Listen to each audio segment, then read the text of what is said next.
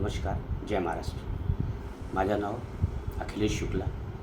मी योगीधाम Ajmera heights 1ला राहतो. 2 दिवसापासून हे जे प्रकरण माझ्या घरचा व्हायरल होत आहे, या संदर्भात माझे भाई बंधूंनो, मी आपल्याला या व्हिडिओच्या माध्यमाने काही महत्त्वाची वैशिष्ट्ये सांगणार आहोत. नेमके काय झालेले आहेत.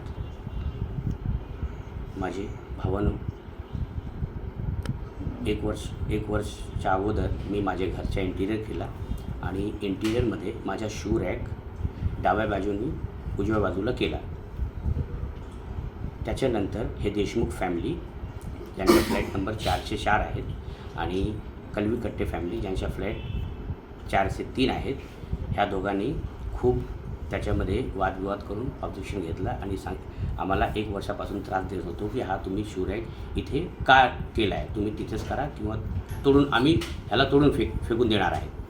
त्याच्यानंतर हे लोक माझ्या बायकोला खूप 1 वर्षापासून खूप त्रास देत होते आणि दररोज शिवीगाळ वगैरे करणे, तिला उलटसुलट सांगितलं. हे तेच 1 वर्षापासून त्यांच्या चालू होता. आणि माझी बायको हे सतत मला ऑफिसच्या आल्यानंतर ते सांगत होते, तरी पण मी हे कधी ह्याला हे नाही केलं. आणि 2 दिवसापासून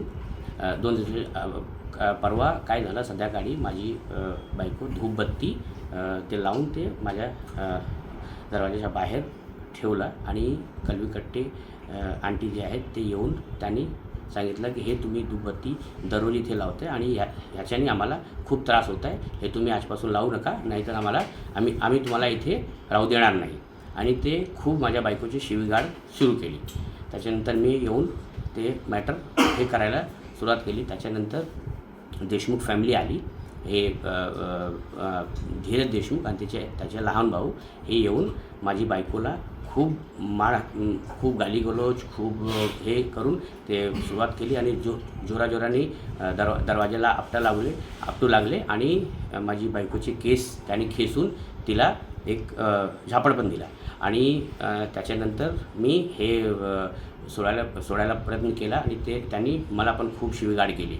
आणि त्याच्यानंतर हे लोक असा हे विषय जे आहेत हे दुसऱ्या बाजूनी करून हे व्हिडिओ व्हायरल करत आहेत.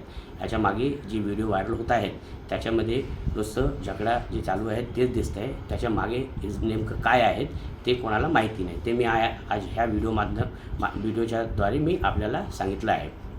आणि मी आपल्याला सांगतो की हे जे देशमुख फॅमिली आम्हाला 1 वर्षापासून त्रास देत होते, ते 2 दिवसाच्या अगोदर जे घडलं त्याच्यामध्ये माझेच मराठी भाई बंधूने सगळे येऊन मला सहकार्य केलं. त्यांनीच मला वाचवलं.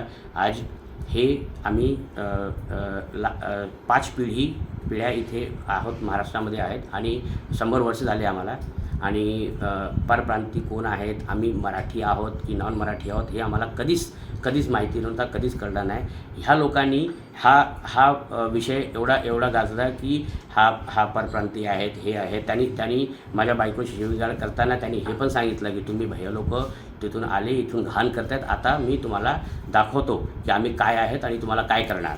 आणि ह्याच्यानंतर मी सगळे हे आपले मराठी भाईबंधू जे आहेत त्यांनीच मला सहकार्य करून ते आले आणि आम्हाला वाचवलं. आणि मी आपल्याला हे सांगतो की आज 100 वर्ष झाले आम्हाला इथे राहायला. माझे कमीत कमी 80 ते 90% जेवढे माझे भाऊ बंधू मित्र आहेत सगळे मराठी भाईबंधू आहेत. आणि मी पण मराठी आणि महाराष्ट्रीयन्स आहेत. इथे एवढा वर्ष झाला आहे, आम्हाला कधीच हे कळलं नाही की हे विषय काय आहेत. आपले राज्याचे महाराष्ट्र राज्याचे हे आराध्य देव श्री छत्रपती शिवाजी महाराज साहेब आणि सन्माननीय बाळासाहेब ह्यांनी आपल्या सर्वांना हेच मेसेज दिला आहे की आपल्या राज्यामध्ये कोणीही स्त्री वुमेन ते खूप सेफ आहेत, त्यांना कधीही कोणी काही करू शकत नाही. आणि आपल्या राज्यामध्ये हे उलट झालेलं आहे की ह्या देशमुख फॅमिलीने माझी बायकोला मारला, माझी बायकोला खूप शिवगाळ करून आणि हे केलं. आणि ह्या बचावासाठी आम्ही जे केलं हे माझे माझे माझे बायकोला वाचवण्यासाठी हे सगळे केलेलं आहेत.